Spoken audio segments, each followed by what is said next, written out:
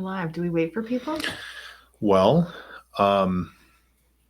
if we want people to watch, probably we should wait. We can wait a little bit. Yeah. Okay. See who jumps in. Now, supposedly, have you used Restream before? I haven't actually. Yeah. Okay. I usually use OBS, which is a free software, but it's a bit more complicated to set up. Is it? Okay. Yeah, because it's free and open source. Okay. Because supposedly, this. Here's chat. That's a private chat. Oh, well, that's it. Private. Supposedly, it filters chats in from the other. The other places. Yeah. Cool. Let's see how long it takes for people to come, though. Now, I'm assuming that just by virtue of going live, we're recording, because otherwise that would be weird. Like when I stop it, just like a regular YouTube live, it's going to give me the option to save, I assume, right? I don't know. Hopefully. This is why I was asking you to look it up. Well, I did. Okay. Thank you. Hopefully it will be here. Maybe I can, I'll log in as somebody else on TikTok and see if I can see it as a live. Sure. Yeah, let me check as well. Okay. Do I see it? I don't see you live on TikTok. No. No. Yeah, no. You're right. It's not showing on TikTok, but it is showing on Instagram and YouTube. Can you check YouTube? Actually, I can change accounts and check YouTube. I'm checking Instagram. How do I see what's live on Instagram? I never use the live features. Let's see. Mr. Yeah, it says live. On no. No. It doesn't seem to be working.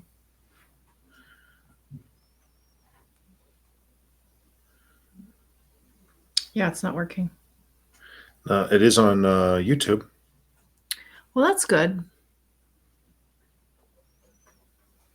But for all that, we can just... I see, yes. And there are 7 people watching. Okay. Hi, guys. Great. We're trying to figure out, everybody, how to get your chats in here if you are watching on YouTube. Oh, yeah. Now there are people commenting. Are you seeing? Yeah. If you on the right side of the screen, I have like the chat. Everybody. There we go. Hey, hey. Great. Yes, KTS Growler. Who is KTS Growler again? That's somebody we know who's changed their name. You have seen this fella on your For You page. Yes. Remi is all over TikTok. I wish. All over my TikTok. Okay, Tony's watching on YouTube. Chat showing. Great. It says it's connected to TikTok, but it does indicate that it's not streaming, but that's okay. Yeah. I don't know why. Well, maybe because of TikTok issues. Yeah, that's true. It could be a TikTok live thing. So anyway, let's great. start. Let's dive in. Remi, thank you for joining us. Thank you for having me. Yes, absolutely. So Jamie has all kinds of questions for you. But I was going to just like dive in. But dive in. Well, go ahead, dive in. I want to know how long you have been doing content creation in general. How long have you been on TikTok? How long have you been doing content creation? So it's a complicated question. TikTok is recent. I started like to be serious about it in January last year. But I have a big Discord server, for example, which I've been handling for years now. And I manage the biggest community on Reddit about do-it-yourself fragrance making as well, cool. which has, I think, 23,000 subscribers. 23,000? Yeah, for such a niche topic is actually quite a lot. Wow. Yes, and I was looking up that site earlier. What is the site where people can subscribe, find your community and subscribe? If people go to scentedweb.com, you have the newsletter, and you have links to the communities and my TikTok. I need to add Instagram as well, Okay. so that I can be serious. Okay. And maybe YouTube, because YouTube will come at some point in the future as well. Yeah. So you have 23,000 subscribers, and the Discord itself is also centered around and oriented around perfume making specifically. No, it's mostly about fragrances in general. I think it's probably the biggest Discord server that's not directly tied to an influencer. So on that subject, Okay. I think there are 7,000 people on it.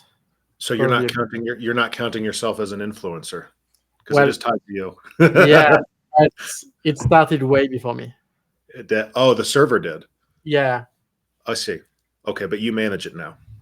yeah, I'm one of the few mods on it. I see. I see. Okay. Okay. Very cool. Okay. Can you tell us a little bit about your perfuming history? How you started? Yeah. So I got bored at a desk job. So you have to know that I have a weird professional life.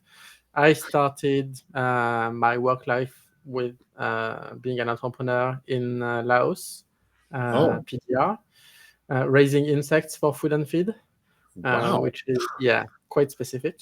Yes. Uh, Then, well, it didn't work out after 5 years, so I came back to France, found a job at a school where I was managing admissions and all the like company search things for like internships and stuff like that for the students. Okay. But it was very boring. So I got started like browsing the internet too much, which is something I'm very good at. And I got interested in fragrances because I think in the age of Instagram, Facebook, and all the visual media, it's the big part of your identity that's actually not visible, and which is the hardest to translate to a screen. Mhm. And so I got into subreddits, Discord servers, etc. Got nerdy about it, and because I am a huge nerd, I wanted to know how the sausage is made, and I started building a lab at home, as Okay. you did as well. Yeah. And voila, now I have a smaller. I live in Paris, so I have probably less space than you do. Mm. You know how apartments are in Europe in general. Yes. Yes. But I'm lucky to have some space to make fragrances, and I started making content about it because I figured that people needed to know more about it, especially because it's still an industry that's very secretive, Yeah. for all the bad reasons. Mhm. Basically, they don't Right. really want people to understand how a fragrance is made, because then that would question the financial choices that consumer Sure. make in the end, Yeah. and I'm not a big fan about it. Yeah. But yeah. Yeah. It's harder to charge $450 for a bottle of Louis Vuitton when everybody knows what goes into it, right? Exactly. Well, I it know might not be as difficult, but it takes more effort. it takes more effort, right? Yeah. Yeah. I know that Remi is on team anti-Louis, so Remi and I get Yeah. to be simpatico here. So how long ago, two questions. How long ago did you make that transition and first get into exploring the making of fragrance? Like how long ago was that? That was almost, I think it was in 2018, probably 17, the end of 2017. Okay. And then I'm also curious because it sounds like you and I have another piece of something in common. I was also an admissions director at a school. So what Oh, level of interesting. school were you These were bachelor degrees. okay. So you were Yeah, what university level for us? Yeah. yeah, Okay. Yeah. in Great. the like mostly computer science. Okay. Now, so you started 7 or 8 years ago. And have you created a label, a house? Do you I have your haven't own? actually. I'm one of the few people that don't have something to sell yet. Yes. of this platform. and and Uh, and why is that? Out of curiosity, what's the rationale or philosophy well, behind? one of the rationale is that in France, creating any company is way more difficult than in the US, Okay. and for cosmetics, even more so, because we have way more laws, some directly French, some from the EU. The taxes are also very high. And even though we have like very small business status that exists, it's actually not very well made for people that sell stuff. And fragrance making is a bit complicated as well because, well, it's logistics heavy. It's risky. You have all the paperwork you have to fill for flammable stuff, for like all that. Well, the regulatory aspects, which are not that easy. And I want to also be sure that what I offer in the collection is something I can be proud of. I don't Mhm. want to go to rush into the market like many people do, because I want to do that for a long time. I don't want to do that just for one collection and then go bust, which is basically what's happening in these days, It in is. especially in the indie market. Yes, for sure. And you very much share that philosophy with Mark Sage, who we just were interviewing and doing a live with last night Yeah. of clandestine laboratories here in the U.S. He was kind of ranting a little bit on the same topic, which was, he started making perfumes back in 2010 and could have kind of just started throwing his stuff out there right away. But he waited, 7, 8, 9 years before he decided, now I'm ready with the products that I want to present to the world. And to your point, most people aren't doing that. They're just kind of, as soon as they have something that they can sell, they do sell it, right? Yeah, and fragrance making, because it is so secretive, there is also like the Dunning-Kruger effect. Like you start and Yeah, suddenly you think you're doing good stuff, and then you realize you don't, and you regret a lot of the stuff. Like I have compositions that I was very proud of, even 3 years ago. That today, I smell again, I'm like, okay, this is shit. This needs a complete rework. It's not doing what I wanted it to do. right. Yes. And it's not even about perfectionism. It's just that because it is very elitist, like the fragrance market, because there are like two schools in the world that Mhm. train the perfumers that make the fragrances for everybody, but the training is very rigorous. Mhm. The base level is actually quite high compared to other industries. Right, right, right. Let me see if I can, there we go. Silence these darn Discord notifications that keep popping up. Um, so do you have formal training, or have you been entirely I self-taught? am completely self-taught, which is weird because I am French, so technically Right. I am one of the closest to the source. But due to my professional life, it was a bit late for me to start formal training. Yeah. And I don't have a chemistry background or anything that would lend itself to EasyPCA, for example. So I figured I could just wing it and go with, because I'm lucky enough to be in Paris, I can talk to perfumers actually. Sure. And that makes me privy to interesting conversations that are not available to the general public, which is why I am actually quite knowledgeable about this.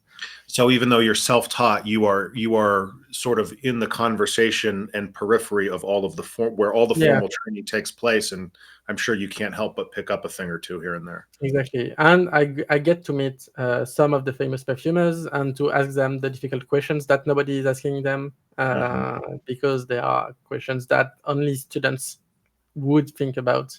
Sure. For example, I met Francis Curgian back in 2018, Jean-Michel Durier, Marc-Antoine Corticato, tons of quite famous perfumers that have worked on great things. Christophe Le Daniel as well, Mm. which I did a slideshow about today Yeah. on Instagram. I saw. Uh, yeah. Mhm. Who was your favorite person to meet? Hmm. That's a good question. I really like Marc-Antoine Canticato in general. So he's the perfumer of the house Parfum d'Empire, which is not very well known in the US. And even in France, it's one of those niche house for the niche people. Like it's not even pricey. It's just not very well known and slightly vintagey in feeling. So a lot of people don't know about it, even though I think it's one of the best niche house that you can get your nose on. What's the house? Parfum d'Empire, Huh. I've not heard of it. Perfume of Empire. Yeah. Yeah, You Perfume Dumpier. Yeah, Oh, have you? yeah, Oh, yeah. cool. They're available over here. Yeah, Yeah, they are not the easiest to find in the US, but they have distributors. yeah. They've been around for more than 10 years now. So Okay. Mm. Yeah, I don't know that I've tried anything from them. Mm. Do you have a timeline or even an intention? I mean, 8 years is a I long have an time. intention. I have an intention. The problem being that I have a full-time job as well and a family. So it makes for Okay. difficult decisions. So the intention is to have a house with a line of perfumes. I'm thinking maybe first compose for other people. I have some people who want me to compose for them already. great. So yeah. Well, the good thing about TikTok is that suddenly a ton of people know about you that didn't just before. Yes. Social media is great for that. The Yep. problem is after that, are you willing and able to do the stuff that they require, and are you good at negotiating as well? Because it's tough asking for like the high price of Sure. like composing a formula. Most people don't realize how pricey it is to hire a perfumer. Right. Really? Huh. Yeah. And I'm glad you have connections there where you can know where you slot in. Yeah, exactly. Yeah. For example, I know that I can't work like most of the traditional perfumers who are selling concentrate. Basically, they don't make money directly from selling a formula. They will like the company that hires them will just pay for liters and liters of concentrate, and that's how they get paid. And so, of course, they have a minimum at the beginning that the brand is supposed to buy. Right. Which is why they supposedly are making their best, because they need the fragrance to succeed so that more concentrates get bought in the future.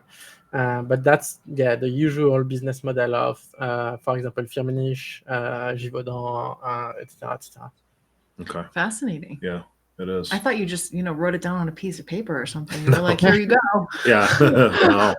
No. They make it and then sell it to you. Yeah, Wow. repeatedly. Yeah, and that way they keep the formula, and Right. nobody knows about it, even the brand that Huh. hires the perfumers. Slick. Which is something as well that the people watching this live and who will be listening to us later should know.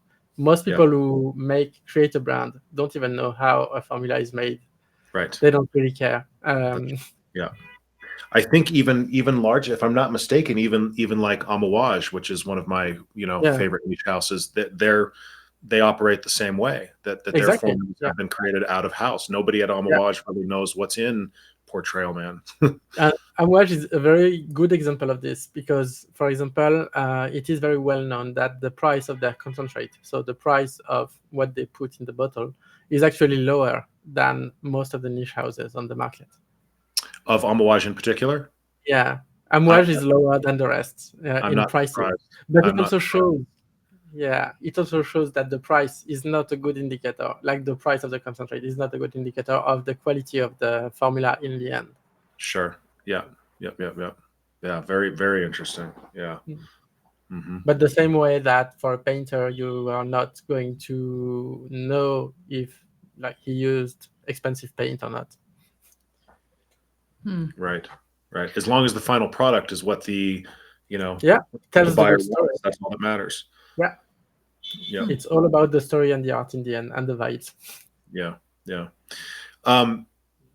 you have? I don't want to keep hijacking. No, go ahead. You had something on your mind. Well, I'm curious about your particular style, how it's evolved over 8 years, and of course, none of us have your old fragrances and formulas to compare it to, so we don't know. But where are you now with your creation? How much has it evolved? are there particular perfumers or styles? Is it classical French perfumery? What else has it been influenced by? Where do you stylistically fit into things? And is that, are you where you want to be when you Mm. start releasing formulas? So I'm not where I want to be yet, but I'm moving to it. Overall, for example, I am not in the Jean-Claude Helena, for example, Okay. school of perfumery. I am not a minimalist. I think that this style has been done and overdone, definitely. Hmm. Even Jean-Claude Helena himself, I think, has reached his own limit with his style. Uh, and I'm more on the Dominique Ropion school of perfumery, Okay. and Christophe Le Daniel as well. Christophe Le Daniel, because he is very precise in the way he handles the minute amounts of one ingredients combined to another, and then you get a whole new accord that you would have never thought about. Interesting. So really deep into knowing the ingredients. And Dominique Ropion, because he has a style which is commercial but able to do stuff that's also quite niche and quite interesting, because usually what he does is he will get you in the top notes. He understands the Sephora buyer, for example. Yeah, So yeah. he will do the 15 first second that you will love, that are easy to understand, to Right. grasp. You know them, the Verdox, floral, those molecules that are everywhere. Yep. Mercenol, you know the drill. And he takes you and he gets you into his universe, and then you're stuck with something that might be completely different from what you Right. have ever known. And Mhm. that's the two perfumers I think that I really enjoy the most. I'm not too much in the school of transparency and minimalism, as I said. I think this was probably more the style of the 2000s and 2010s, but I think in 2020 something, it's overdone. Yeah, and that's interesting because, in particular, Christophe Laudemille, a lot of his famous formulas were the 90s and Yeah. 2000s. Yeah. So he was a bit of, in the way that you're describing, he was very ahead of his time. I think he was, yes. Yeah. But it's also interesting because when you see his formulas, more often than not, they don't add up to 1,000. 100. For Yeah. Or example. 1,000. Yeah, I've noticed. Yeah. you've seen that, right? And Yeah. that's already quite weird, you know. Yeah. Like He's the very guy is like, quirky. okay, yeah, it works. Like he has Click the I'm done. percentages Yeah. in his head, right? Yeah. And then he hands the paper to the guys making the concentrate, and he's like, okay, deal with it. Put this into the software, do the calculations. I don't care. Yeah. So, just because people love this, what are some of your favorites from Christophe and from Mr. Ropion? Well, from Christophe, the house he had, I think it stopped. Zoo? The zoo, yeah, was Yep. great. It was definitely awesome. He has done stuff with Richemont, I think, like a celebrity kind influencer or something, which I haven't tried. I think it's Ryan Richmond or something. Okay. The fragrance is Rich Mess. Rich Um, Mess. yeah, Interesting. Hmm. To look that up. Yes. Yeah, yeah, I've never tried any of his fragrances from that Zoo line yeah. either. But Fierce, for example, was definitely, even though he was not alone on this one, I think they worked at two perfumers on it, Okay. was groundbreaking at the time, for example. Mhm. Like today, we've smelled it too many times, especially us, because we are too old. Yeah. Sure. Yeah, yeah, yeah. Yeah. But Yeah. young people, it's still new to them. But for us, So yeah, I but do see Rich Mess by Ryan Richmond. yeah, that's the one. Yeah. Ah, interesting. Yeah. Never heard of it. Interesting. Okay. And it's actually a rework of what he had done for the zoo with Club Design, I think, I see. but done differently. Okay. Huh. And then you can try the stuff from Strange Love that he has done Strange as Yeah, Love. well, Strangelove NYC. Yeah. yeah, which is like completely different from whatever you can smell elsewhere. Okay. Hmm. Yeah, they charge a pretty penny for Yeah, their stuff. Yep. yeah. It's definitely very expensive. Yeah, it is very expensive. Yeah.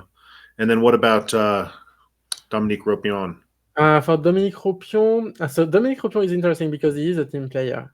So a lot of the stuff that he has done that you will like might not be solo work, but he has done well. The stuff he has done, for example, for Frédéric Malle, is up there in the best fragrances ever done. So yeah. Yeah, cool. So a question here from somebody is, how common is it in France for people to be wearing perfume? It's actually quite common. It depends on where you live, of course. In Paris, more people will wear fragrances because it's a big city with big city smells that you need to cover. In the countryside, less so, of course. And the type of fragrance will change as well. In Paris, you smell a lot of Baccarat Rouge, a lot of Bois d'Argent from Dior, um, and Sauvage from Dior as well. Those are Do you really? yeah, So even the Parisians have succumbed to the even blue yeah, trend. many variations do wear it. But That's good to know. it's hard to escape the ad campaigns, and in Yeah. the end, that's what Yep. works. Yep. Yeah. That Johnny Depp has reach across the Atlantic. Yeah. Yeah, Well, I don't know if that's the same over there. Oh, that's true. They might have different oh, advertisements. no, it's the same ads. It's the same. Okay. Yeah, Yeah. but yeah, that's what we smell in Paris more often than not. I smell Invictus and Terre d'Hermès quite often as well. Okay. For women, I don't remember exactly, but there are like a handful of fragrances aside from Baccarat Rouge, which is really everywhere. Like Yeah. I can probably smell Baccarat Rouge 3 times a day if I take the subway. Yeah. Wow. at least. Wow. When we went to Spain in March, I smelled Baccarat Rouge everywhere. Yeah. Yeah, Or some and it's never actually Baccarat Rouge. It's always a clone. yes, Yeah. yes. Yeah. It's always the Zara version. Yeah. Mhm. Yeah. And to their credit, you can't really tell when you're walking by the street. You're, Yeah, Veramos is Veramos, I suppose. yeah. What was your first perfume? My Or first first perfume that I was kinda happy enough about like doing it was Neroli and Musk fragrance. Ah, So it used actual Neroli and ethylene brassylate as a material in an overdose. Some Etienne. I think the formula was probably 15 to 20 materials long, so it was quite a short formula. yeah. Fascinating. How about for you personally? What was the first fragrance you ever wore? So I'm not sure, but I think it was Givenchy Pie, probably. Ah, okay. Do you have that one? I don't have pie, no, but it's very famous. It's kind of Yeah. a slightly gourmandy, masculine. It's one of the Tonka ambers from the late 90s, early 2000s, I think. Yeah. From Givenchy. And the other one I wore at the time was Decibel from Azaro, which was microphone shaped. It was not a great one. Shaped. No. Yeah. Interesting. Wait, I think I still have it. Okay, let's see. Let's see if I have it there. Where are you? I'm just checking on the other live stream. Cool. And what the delay is. No, I don't know where I put it. Probably not far, but I can find it. Are you much of a collector? Not that much. I've been a collector of many things, but never fragrances. Ah, really? What else have you collected? Trading cards. A lot. Trading cards. Yeah, I used to play Magic the Gathering. Ah, nice. Yeah, I never got into that, which is surprising because it's like I'm into fantasy, and all of that kind of stuff. But yeah, I never got into the magic stuff. Yeah. Another good question here: any raw ingredients that you think will be used more by perfumers in 2025, or? That's hard to tell. There are actually no real trends because in the end it's about personal style and like what gets banned from IFRA or what's suddenly not pricey anymore. That's usually what dictates the market. Because for example, back in the 60s, 70s, when Eau Sauvage was released for Dior. It contained just a little bit of Hedion, but it's also because at the time Hedion was very expensive. So I Right. think it was 2% of the fragrance. Okay. Today you find it at 10%, and Yeah. people can even put more in it. Yeah, I know of some very popular fragrances that are 30% Hedion. Yeah, Yeah.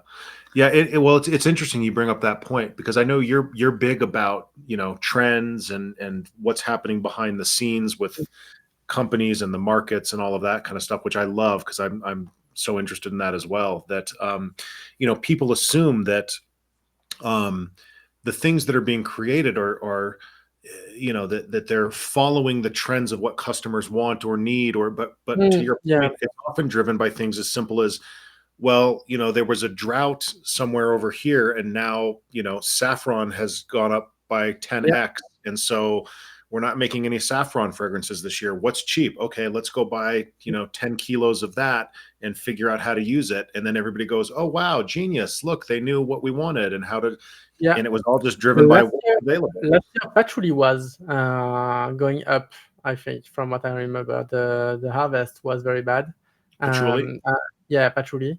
A few years ago, we had like a citrus factory which was manufacturing, like the cis free hexanol and stuff like that. Yep.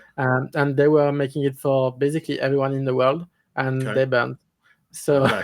the price for this went from being dirt cheap to 12 euros per 10 grams. Wow. Okay. Yeah, So no grassy fragrances this yeah, year. exactly. And some fragrances were reformulated due to that, Okay. Wow. actually. Yeah, And that's it really lasted, fascinating. I think it lasted for almost 2 years to get back to normal. Yeah. Wow. Hmm.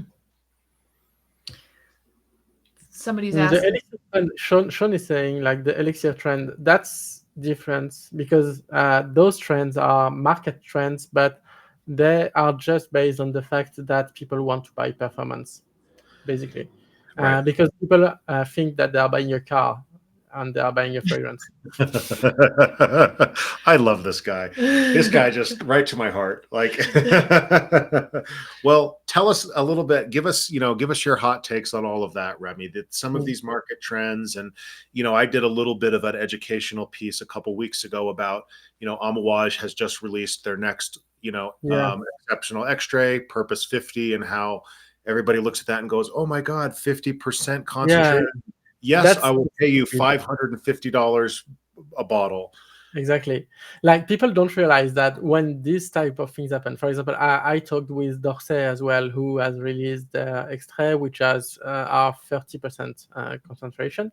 Hmm. But in the end, like, it's mostly Isoe Super Right, or Piconia or whatever cheap material they can fill it, because you don't get a higher cost per concentrate, or slightly above, but not that much above, because the objective of these bottles is to make money, is to make margin. It's not right, to make like art or anything. It's just like, it's purely response to market trends, and in the end, it makes for poor fragrances because the perfumers are not really happy to work on that. right, Because it's not an interesting challenge, because you cannot really do anything interesting, because the only goal is longevity right. and perception. Yep. And you get things like the new Dior Homme Parfum, right? Yeah, Things like that. Yeah. exactly. Well, you bring up a whole can of worms here, Remy, because again, it was a conversation that we had, and I kind of got picked apart a little bit in the comments because, people want to sort of feel like universally this stuff that they're buying is art, and they want, Yeah. and of course the perfumers deserve credit, and there's artistry involved in all of that, but it's way more complicated than that. And Mm, again, especially in the big, the luxury niche in the designer realm, and even yeah. increasingly in the indie space. Like, we're often asked about brands like Bond Number 9. I don't know if is that their brand Yeah. over. Yeah. It's no, nobody knows about them in Europe, Okay. but Yeah. I know about them because I've been on the US sphere for long enough. Okay. Mhm. Yeah. And people, I think a lot of people, like you're saying, it's like they feel like they're buying a car and they want to feel good about their investment. And so they Yeah. talk about it Because like they it's want art. numbers. Basically, they want numbers. That's It's that's about the weird thing about fragrances in the end. It's that people are buying smelly liquid, but they want to be able to judge it by the numbers. It used to right, be number of compliments, and now it's how far it reaches people for how long, basically. right, right. Mm. But to your point that it, of course there's an artistic aspect, but increasingly it's not driven by artistry. It's not even really driven by the best end result of the fragrance. It's driven Yeah, by profit margins. Mhm. exactly. And because the financiers have discovered that fragrances do make money. It didn't used to make that much money, but now, especially in the luxury sector where nobody is buying the clothes anymore, you can Mm, see it because a lot of the brands that were popular for the last 10 years are suffering a lot. But the Mm. thing that's making money, fragrances and accessories. Tom Ford is a great example of this. They don't sell clothes anymore. Well, they do, but nobody buys them. To the point where Estée Lauder was able to acquire the whole company, like even the clothing aspect. oh They wow. used to only manage the fragrance aspect, and they got everything else. And the analysts were like all saying, "Okay, it's only for the sunglasses and the fragrances. The rest, it's dead." Wow. Wow. Yeah, Wow. Interesting. It's sort of like the analogy to the U.S. market. Another U.S. market is cars, where you have one of the oldest, if not the oldest auto manufacturer in history, Ford, uh, yeah, which actually doesn't make cars anymore. They yeah. only make trucks and SUVs. They make one car, the Ford Mustang. They don't Yeah, make and that's very interesting, and that's also because for this, people are always saying that they want American-made stuff or French-made, but they are Mhm. never ready to pay the price for it. A Right. good example was the Brooks Brothers factory that closed, I think, last month Yep. or Saw this that. month. Yeah, and for the same reason, people are not ready to pay 150 euros for shirts, but they're ready to pay 150 euros for fragrances. So Yeah. even It's, 400. it's amazing. I mean, you're Yeah, right. It's amazing. People they'll go drop $500 on a bottle of fragrance, but yeah. Even that'll kids that'll last is them a not doing couple that. months. Yeah, but instead they could have had three nice handcrafted, shirts that would Yeah, last for 5 years. Well, some of those shirts, even the designer shirts, have gone way down in quality. People are Well, oh yeah, noticing that they too. have. Yeah, So that's yeah, part of the that's true. the Yeah, trend but the is fragrances have gone down in quality as well. right. true. Yeah, True. I think part of it, Remy, my feeling on it is that there's, fragrance used to be such a small, specialized segment, and they've recognized that there's so many new noses out there to capture in this younger generation. Yeah, So going in that younger generation, of course, they don't. This is going to sound. I know we've got a lot of young people listening. It's going to Mhm. sound insulting. I don't mean it, but they don't have developed noses, so yeah, they they don't. don't have They, experience, they which is don't know. normal. I mean, it's Yeah, okay. Most of people don't course. have that much of a range at that age, Right. uh, and like that's something that's said usually about artists. You have to get to live stuff to be able to have something to say. But if you want Mhm. to be able to understand the stuff, you also have to have lived some stuff, because if not, you will be lost trying to understand stuff that's weird. It just smells Right. weird. Like that's why you get adjectives like grandma fragrance or whatever. It's just that Yeah. people don't want to try to understand the fragrance that's behind it. Right. But to that point, today the big trap for this is the notes focus, Yes. because especially on TikTok and YouTube, people will talk about the notes, but the reality is the people they are selling it to don't even know what those notes are like, but Right. they will very proudly repeat that Right. it smells like this, Right. How many? You're right. How many 14-year-olds know what ylang ylang and orange blossom smell like? exactly. Like, Right. and It's how fun. do they know that the one they got is a good rendition of that note? Right. Right. Especially when it's something that's in focus, like all those fragrances that have the name adjective plus note or note plus adjective, like all the private blends from Tom Ford, for example. Yeah, yeah.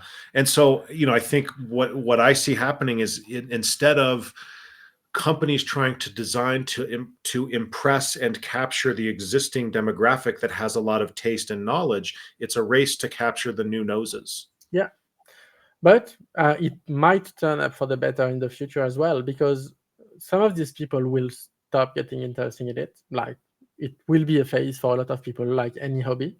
Yep. But some of them will stay in the market and their taste will evolve. The same way that someone who would be rushing to see movies would end up acquiring some taste in the long run. Right. Yes. Agreed. Agreed. Yes. I mean, a couple of amusing comments here. Yes, a 12-year-old fragrance influencer. Ah, this smells just like a fine rye whiskey. Yeah. And we see some, we went to Scent Explore in New York Oh last yeah. month. Yeah.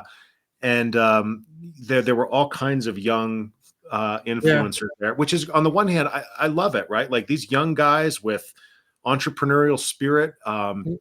It's wonderful to see, but it's also amusing. We came out of that and saw some videos that were recorded of like 12 or 14-year-old, preteens or young teens talking about how this one creates a great masculine presence for date night. And, you're Yeah. like, what? Also, it's always very, very specific. Too Yes. oddly specific. Right.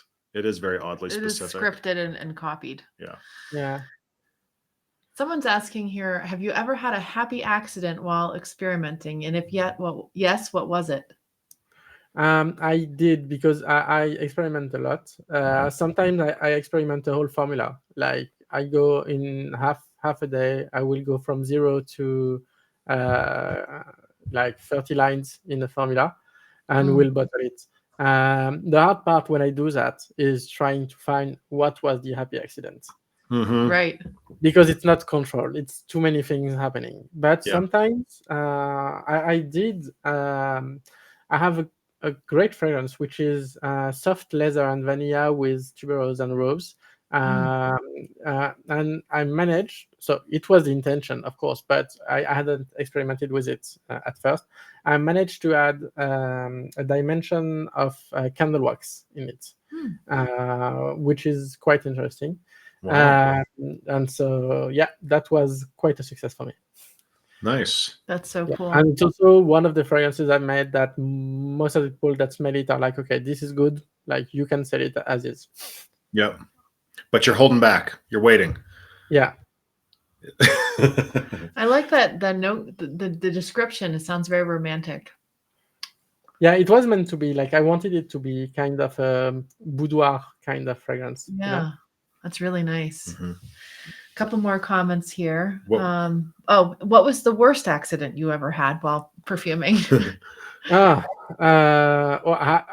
I've had many of them. I don't think I've had a worst accident, but there are many fragrances I've made that will definitely, I will not ever revisit the concept, because like the conclusion was not great. But that happens a lot, especially in fragrances, and even more because as independents, we get to not do the stuff by the book. So we make a ton of mistakes. Mhm. Have you ever, created something that you thought was no good and set it aside and come back to it and said, "Oh my gosh, this is amazing," and then not been able to find the formula or remember what you did? No, I always take notes. You do. So yeah, I use Google Sheets a lot. Yeah. Yeah. Yeah. Good. And the thing is, I always say as well, like, fragrances, they don't happen in the lab. The lab is only the last place you go before they get to exist. But Mm. the creation starts way before that.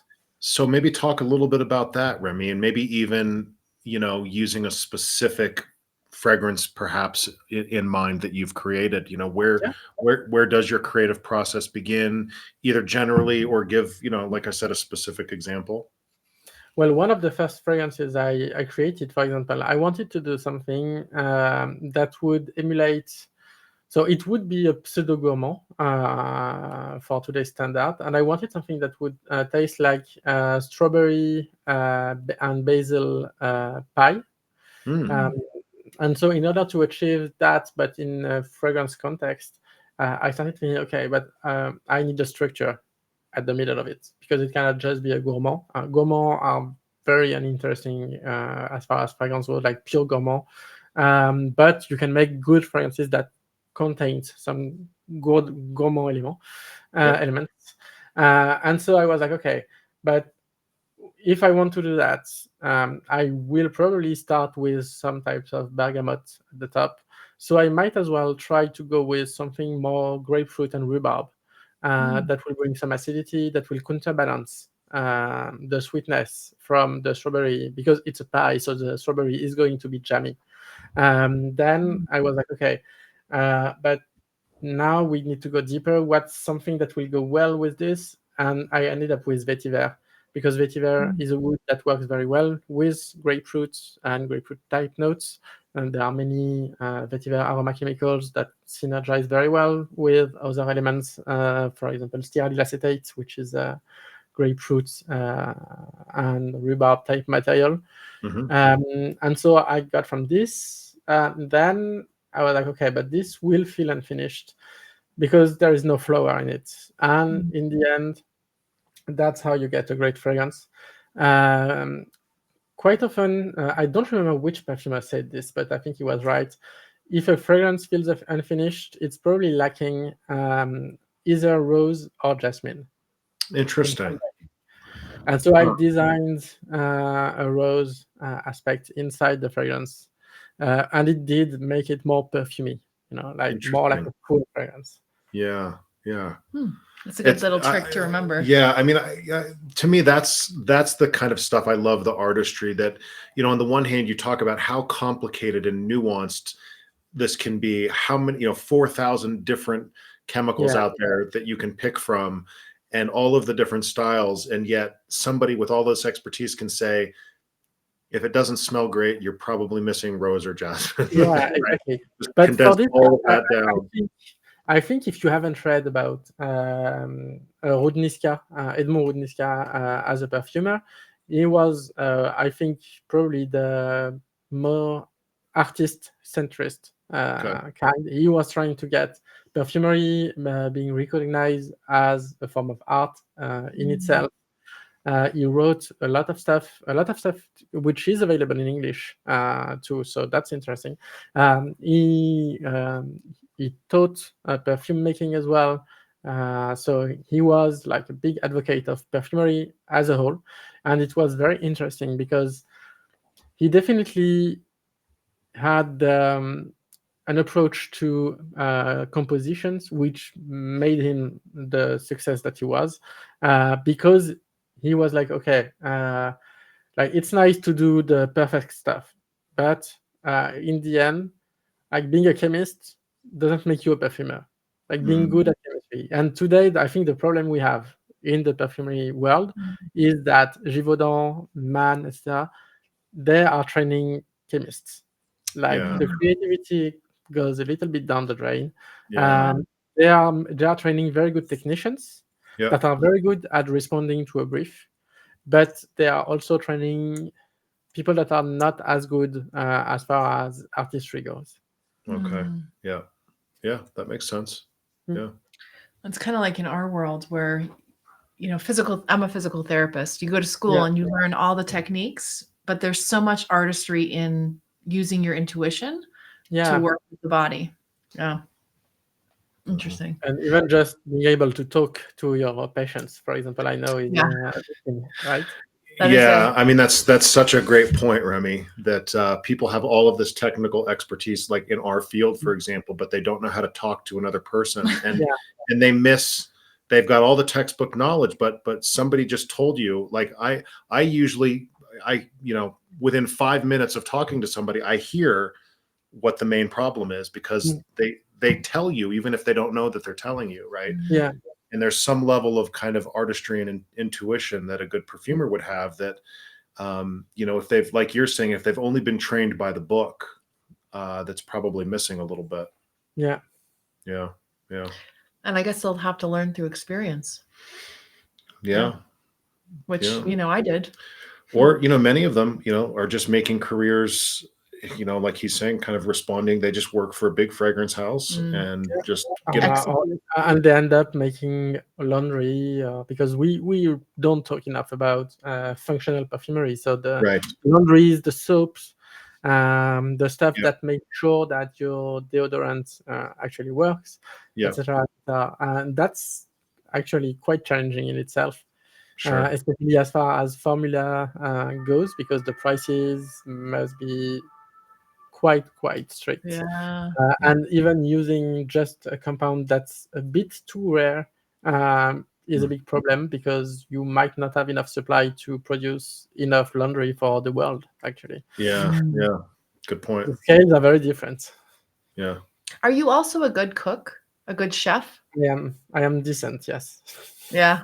He's being modest. He's very good. You can tell. We're going to hop on the first plane, Remi, and come to dinner. I mean, it's Paris. You have to be good at cooking if you're French. Yeah, sure. Okay. Yeah. And he's an excellent intuitive cook. Mm. Like, he can take all kinds of his special ingredients that I would never even conceive of putting together and make something incredible. My brain doesn't work that way. But I don't have any technical know-how. I'm not very good at technical cooking either. No. Yeah. I've read enough stuff to know some stuff, but Sure. Yeah. Do you ever dream about perfume? And Yeah. has that inspired perfumes that you've made? Yeah. Well, it's not that necessarily directly about fragrances, but having dreams that will in the end become the idea of a fragrance. That happens a lot. That's incredible. Yeah. And all of my sort of like passion and what do we call it? Hyperfixation. Hyperfixation. I don't know that I've ever had a perfume dream. I've had a lot of perfume dreams. Have you? Yeah, they're just mostly about shopping and looking for them. Yeah. Consumerism dreams. Yeah. Someone's asking here a question about some of the most versatile notes, which I think might mean ingredients. What can work well in sweet fragrances and dark fragrances, green?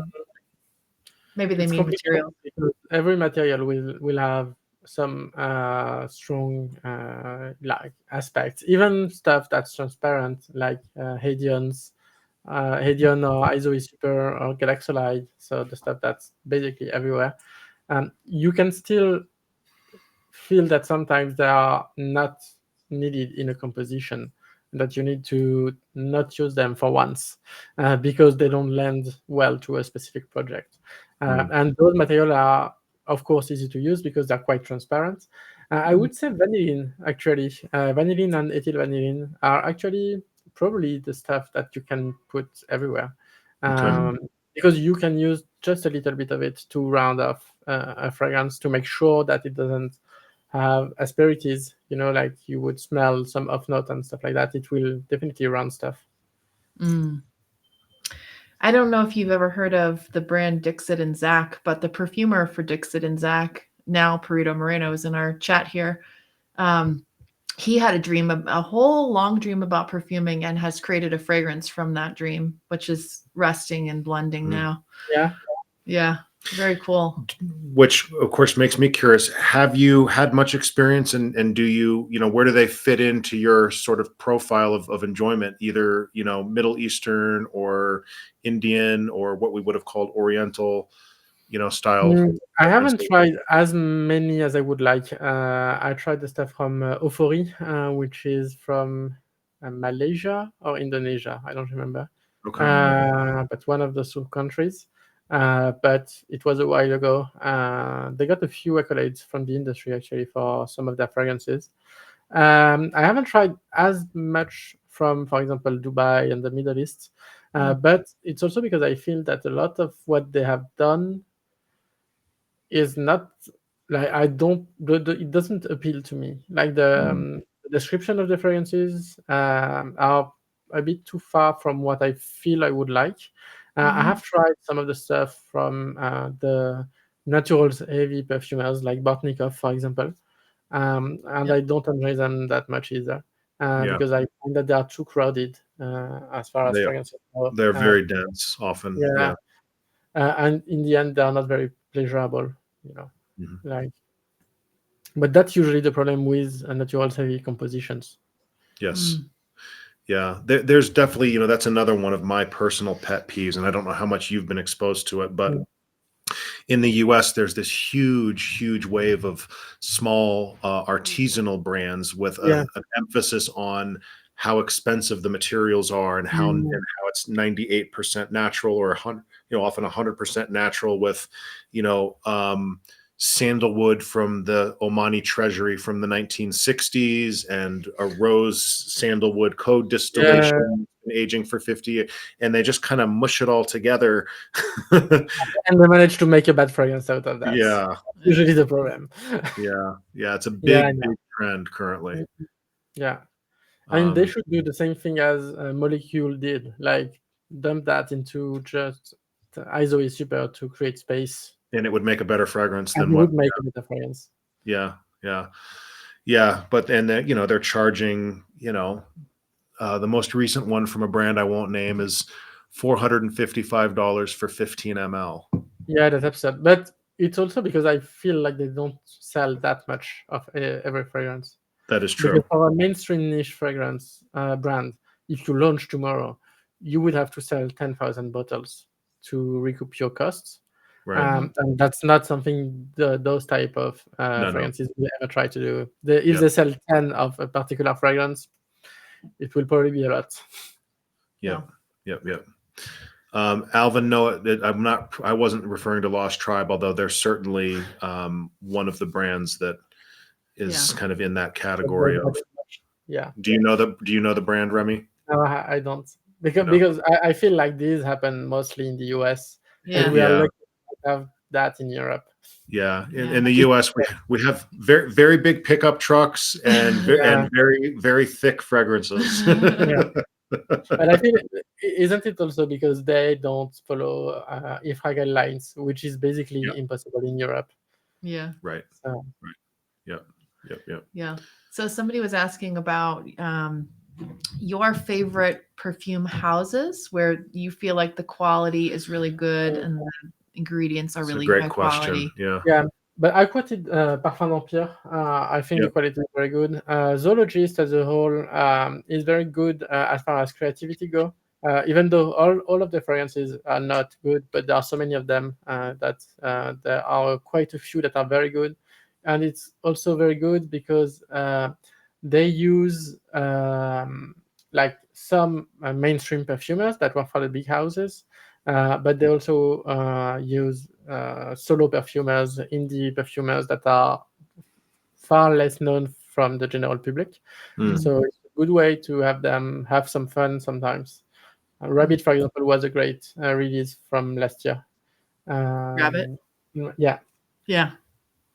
I like the that one carrot too. cake fragrance. Mhm. Une Nuit Nomade for cheap niche is very good, in my opinion, because the price to quality is very good. The extraits they released are not so good, but that's The the story. regular The one line. that is extrait. Yeah. So, Same thing. Even the good brands have to sort of fall in line and release their yeah. extra, right? And for designer, Cartier and Hermes, they usually don't miss. They have good in-house perfumers that work very well. So Mm-hmm.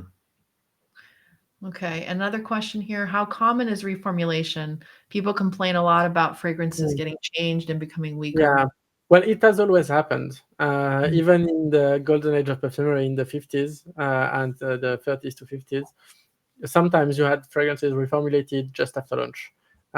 Sometimes it's due to availability of certain material, especially if, like for example, your brand gets bought by someone, you might change supplier, and different suppliers have access to different materials or Yep. different qualities of materials. So this will change stuff. Yes. Reformulations happen a lot due to regulations as well.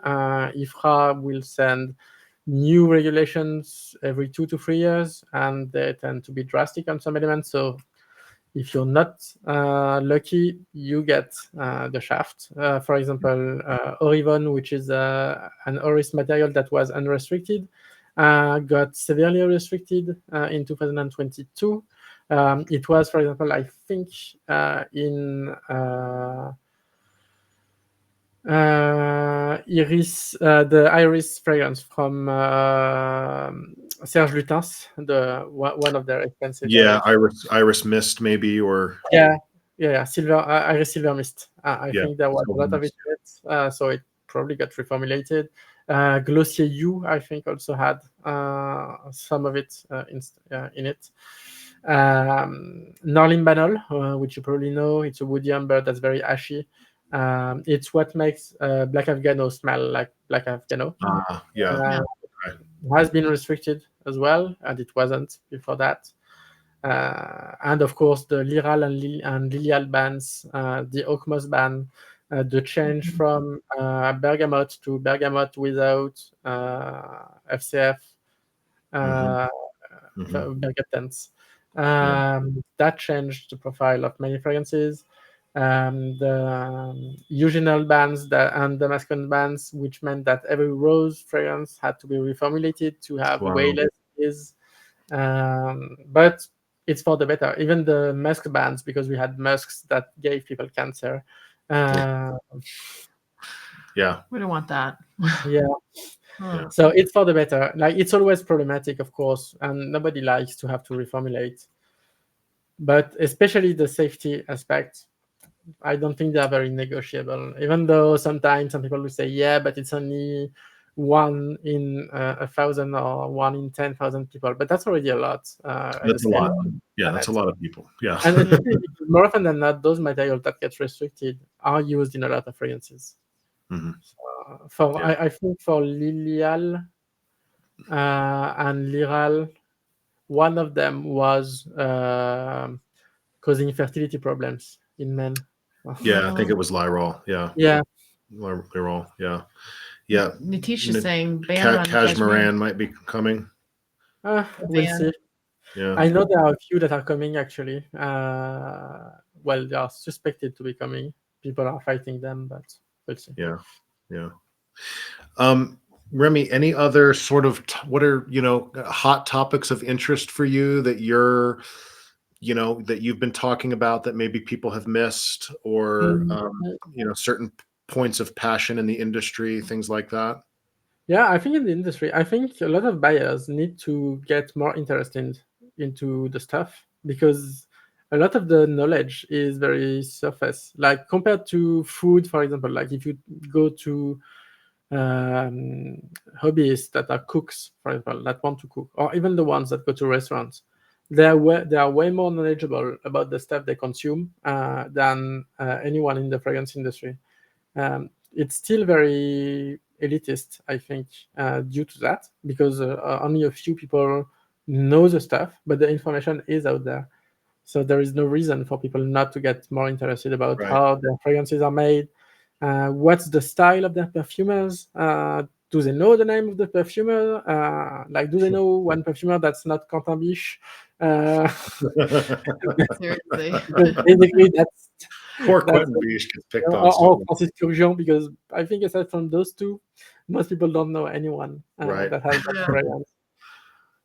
So I think people should consumer education in general. Yeah, right. So I'm trying to do my part, but I also need the people to be interested in this. Yeah, I think Yeah, I think, like you said, a lot of the industry has been shrouded in secrecy for so long. And you've got a Discord with 23,000 people, but I'm just hearing about it for the first time, right? Is that a public Discord that people can join and participate? Well, for the Discord, they can definitely join on scentedweb.com. Like, there is a link directly to it, so they will land right where they should be. Be careful, we ban easily. Okay. Because it's a big community, so there are tons of trolls and tons of people getting hacked every day.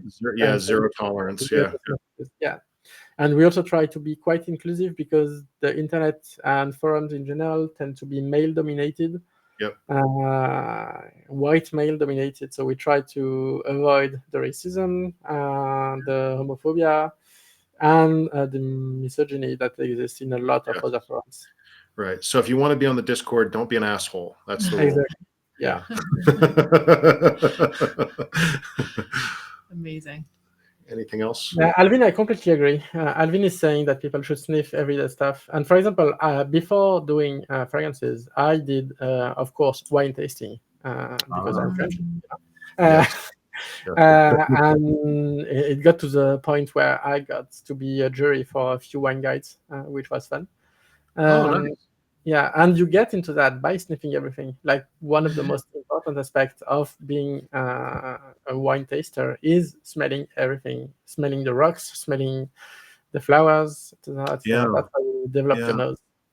That's interesting. I'm having a revelation about myself right here in this moment. Yeah. So, my interest in perfume has been only relatively recently, Remi, but my other exposure and kind of the training of my sensory system, not wine, but whiskey and cigars in particular. And I'm just realizing that I was just an occasional cigar smoker for many years.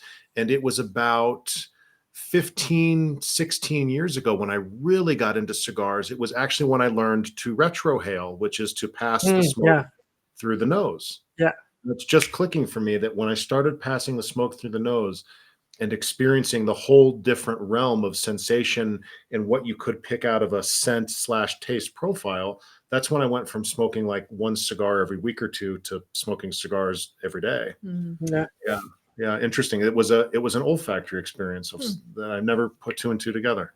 Fascinating. And also, people should eat more diverse food because I think like the two, as you said, are linked.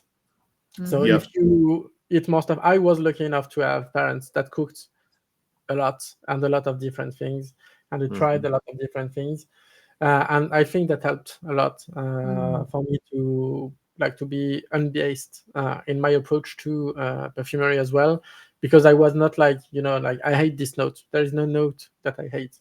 Yes. Yeah. That's a whole other can of worms we can talk about some other time, Remi. I'm curious. I have sort of a emerging theory that there's a connection between people's willingness to expand their sensory profile, right, and explore something like food or perfume, and their psychological openness to people of different colors and gender preferences and all sorts of things. That there's a correlation, maybe. Expansion of the mind is expansion of the mind, whether it's happening through the nose or through interaction. Experience, talking to people, interactions. Yeah. Definitely. So, I'll stop short of saying people who love gourmands are inherently bad people. They probably only eat chicken nuggets. Yeah. I mean that's usually because a lot of people always when I say that their fragrance is like badly made, they're always like, no, like, you cannot say that. And I always respond, a lot of people love McDonald's. Right. Right. It's not good food. Yeah. This was really fun. I had an idea. Okay. Are you going to psychically read Remi for a scent? No. I was thinking it might be fun if you're open to this. We could find a few fragrances that might be hard for you to get your hands on because they're mostly in the American market, and we could send them to you. And then we could do another live where we just sniff them, and we probably could just decant from Noah's collection actually, and send you a little package, and then we could get your take on them. Yeah, it would be fun. Nice. Yeah, it would be fun. All right, we'll chat offline and come up with a dozen or so options. Yeah. Is it easy to ship to France? I mean, is there any crazy? Are you gonna have to pay like you will discover that it's not as easy as you would like. Yeah. Well, we're gonna be sending you essential oils. So samples. Sample. I know because Teddy sent me his men's accessories. You'll be getting a shipment. Yeah. Okay, cool. There is a way to do it though. It doesn't. It's not dramatic for you. Okay. Cool. That'd be really fun. So you did get to sniff Teddy's fragrances then? Yeah, I did. Nice. But They're really there is a fun story about this. Is because at my day job, I recruited the nephew of his business partner. by Really? accident. Yeah, That's so funny. that is really What a funny. small world. Crazy. yeah. We realized that like 1 week into the job. Wow. That's so funny. What is your It's full? a What very is your funny day job? Hmm? What My is day your job, day? I work for a shipping company as the like CMO, I see. Ah. so director of marketing. Yeah. Okay. Nice. Cool. Okay. Well, thank you. I know it's Awesome. probably very late there for you now. Yes. Yeah, it is 10. 10, 12. Not too bad. Yeah. Good. Yeah. Well, Okay. thank you so much for taking your evening with us, Remi. Appreciate it very much. My pleasure. And if people have other questions, they can find me on Instagram or TikTok and send me messages. And one more time, your website. Scented Web. Scentedweb.com. Yeah. I know I'm going to be signing up on the Discord. Yeah. Great. Now that I know how to go on Discord. Yeah. Cool. Okay. Thank you so much, Remi. Have a good rest of your evening. Thank you to you too. All Bye-bye. right. Bye. Bye.